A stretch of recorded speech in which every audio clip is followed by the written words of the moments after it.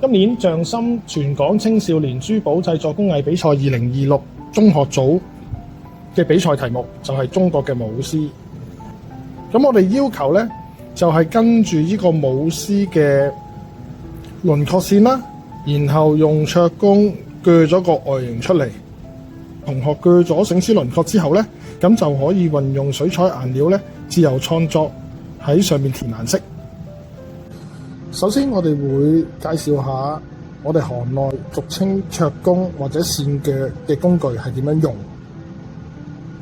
咁呢個工具呢，會有一個嘅手柄啦，然後會有兩粒收緊嘅螺絲位，咁同埋會有一條桌條。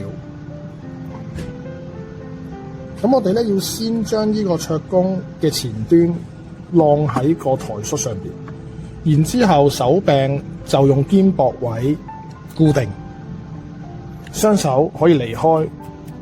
然之後咧，咁我哋就將螺絲鬆開，然後放入桌條。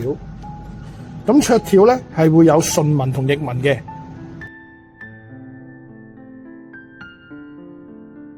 咁所以上之前呢，同學記得要睇清楚嗰個方向係咪正確。咁當判斷到個桌條嘅方向正確呢，我哋先上咗手柄嗰邊嘅螺絲先，把桌條水平放入去，然之後扭緊螺絲，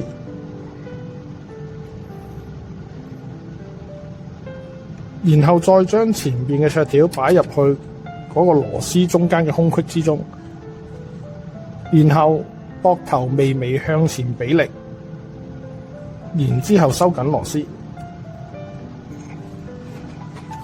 咁我哋就將條桌條上咗落個桌工度啦。咁我哋上完之後呢，我哋要做兩樣嘢。第一，測試下個桌條方向係咪啱先。如果你隻手微微向前摸嘅時候，發覺係唔棘嘅，係順嘅，咁之後你上啱方向。咁第二就係夠唔夠緊嗰條桌條，捏下佢。如果你一捏咗，發覺條桌條咧咁樣彎咗落嚟咧，即係話你收得唔夠緊。咁同學仔就要重新再扭開個螺絲上嗰條桌條啦。咁鋸嘅時候咧，同學仔記得一定要係喺線嘅外面，要保留翻醒獅整個輪廓線。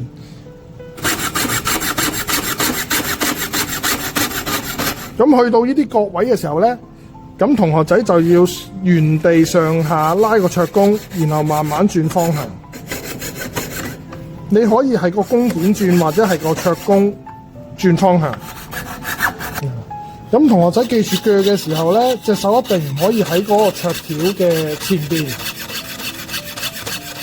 咁我哋繼續 keep 住啦，keep 住喺嗰個輪廓線嘅外面鋸啦。鋸下嘅時候想暫停，你可以咧停手，將個桌工輕輕擺咗喺個台恤上邊。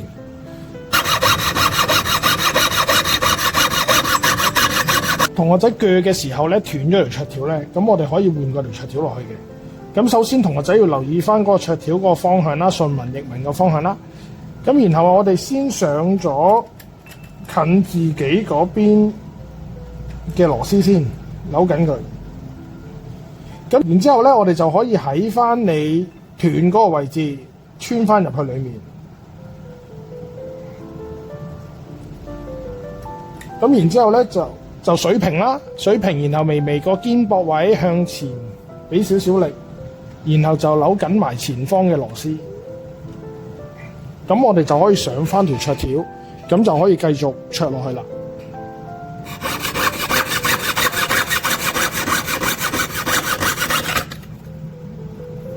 好，咁我哋就好快就將個醒獅外形桌咗出嚟啦。我哋因為沿住條黑色邊啊嘛，咁有啲位置可能會喺個黑色邊嘅外邊咧，會有多咗啲金屬剩。定咗出嚟嗰啲咧，我哋就會用銼收翻靚佢，將多餘嘅金屬銼走佢。埋過完銼之後咧，睇下啲線條係咪跟翻住，收翻靚啲線條。當我哋個邊位用粗錯過完之後咧，咁我哋就會揾個滑錯再過多一次，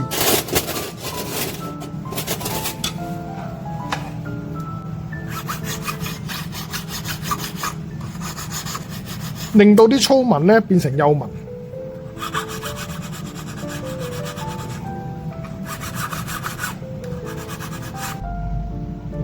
嗱，譬如一啲角位咧，咁我哋可以揾啲三角錯啦，揾啲三角錯翻靚個角位出嚟啦。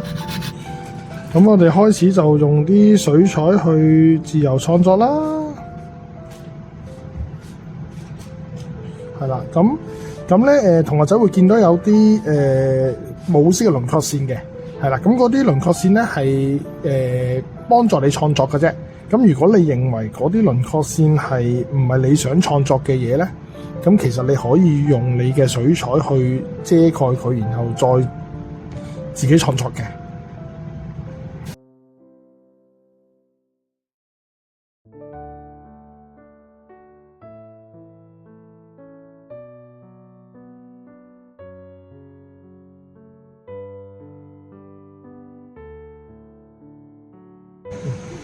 咁我哋就大致上完成咗嗰個設計嘅圖案啦。